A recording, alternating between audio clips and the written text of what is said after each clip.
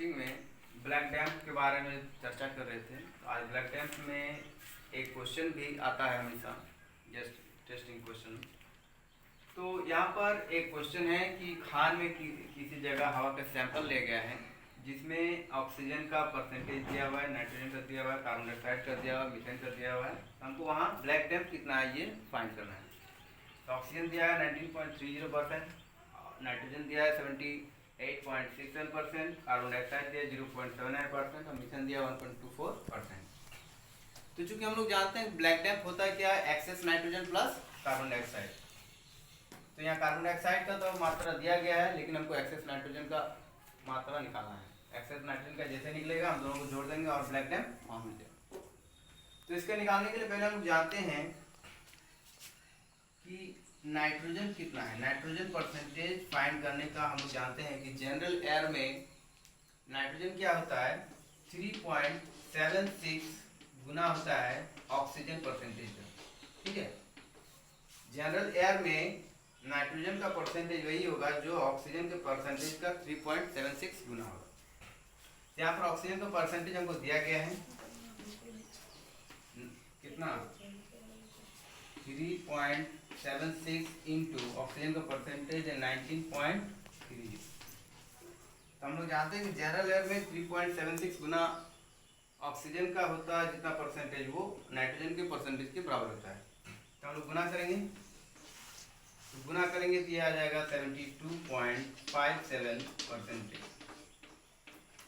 तो normal air में nitrogen इतना होना चाहिए जो कि 3.76 गुना होता है ऑक्सीजन का, लेकिन हम लोग को नाइट्रोजन कितना दिया गया सैंपल में, 78.67%।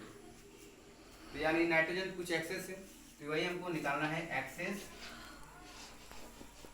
Nitrogen percentage.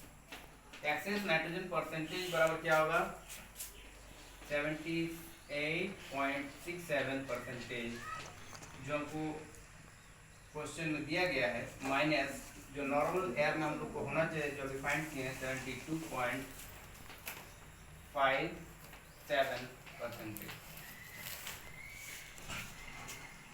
इसको जो हम लोग घटाएंगे ये हो जाएगा 0, 100 से 5 गया 1 और इधर आपका 6.10%।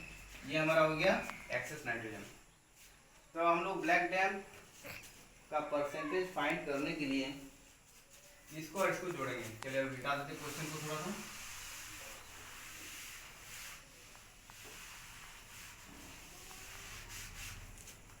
तो ब्लैक डैम्प का परसेंटेज निकालने के लिए हम लोग क्या करते हैं, excess nitrogen percentage plus oxygen percentage. तो चूंकि ब्लैक डैम्प का एक्सेस परसेंटेज में निकाल चुके 6.10%, 6.10% और प्लस कार्बन डाइऑक्साइड का हम लोग का है यहाँ CO2 होगा,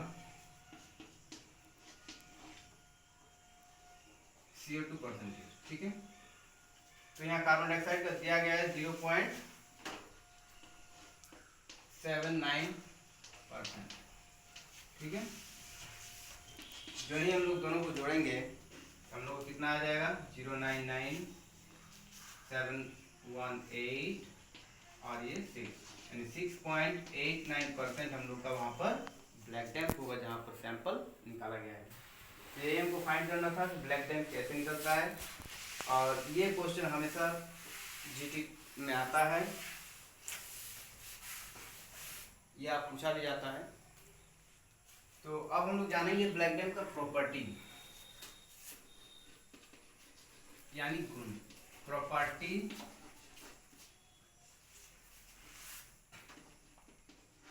of black damp. Black damp, तो ब्लैक डैम्प का प्रॉपर्टी यानी गुण पहला क्या है, ये हवा से 1.5 गुना भारी होता है। इसलिए ब्लैक डैम्प हमेशा पानी की तरफ बहता है और खान के निचले भागों में भरा हुआ रहता है। दूसरा प्रॉपर्टी क्या है, कि यह न जलती है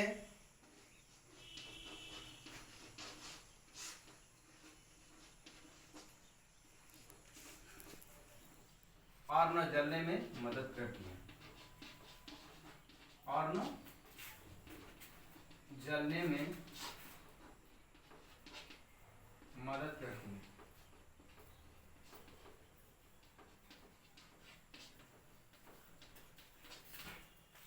बल्कि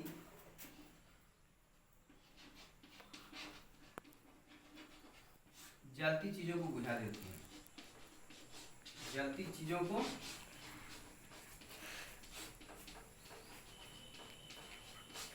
बुझा देती है।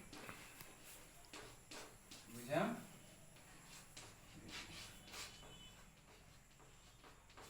तो ब्लैक डैम का दूसरा प्रॉपर्टी है क्या? यह न जलती है और न जलने में मदद करती है, बल्कि जलती चीजों को बुझा देती है।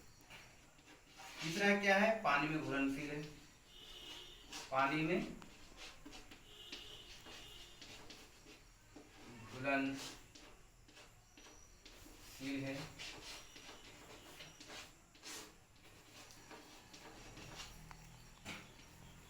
चौथा है, इसमें न कोई रंग होता है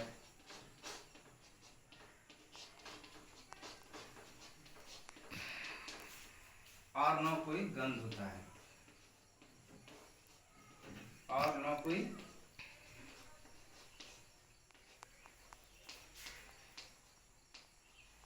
गंध होता है।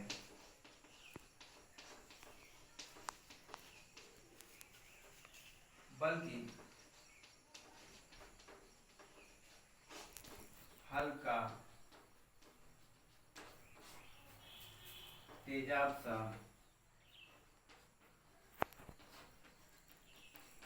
खट्टा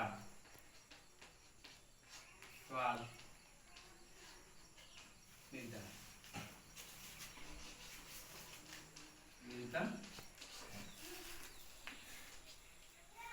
तो इसका चौथा प्रॉपर्टी कि इसमें कोई रंग या गंध नहीं होता है, बल्कि हल्का तेजाब से खट्टा स्वाद मिलता है। इसका पांचवा प्रॉपर्टी है,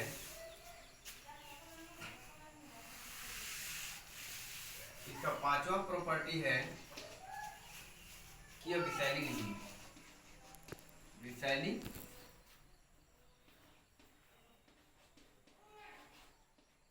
विषैली नहीं है।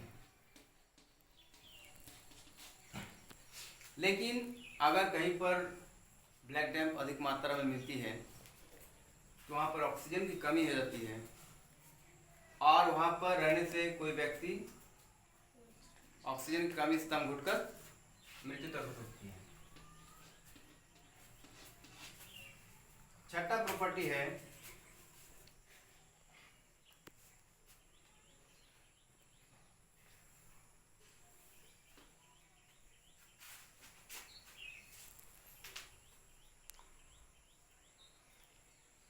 कि यह हवा में आसानी से मिक्स नहीं होती, हवा में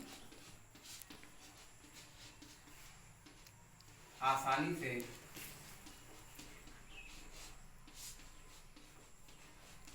मिक्स नहीं होती,